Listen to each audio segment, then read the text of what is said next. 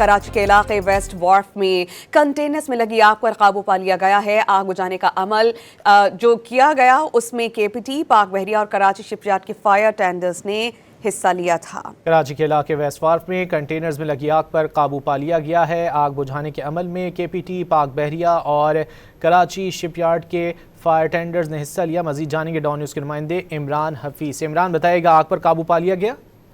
हाँ जी, देखिए आग के ऊपर मुकम्मल काबू पा लिया गया है। इब्तदाई तौर पर ये मालूमात हासिल हुई है कि कंटेनर यार्ड के अंदर जो है 20 से जायद कंटेनर जो है इसके अंदर आग लगी थी।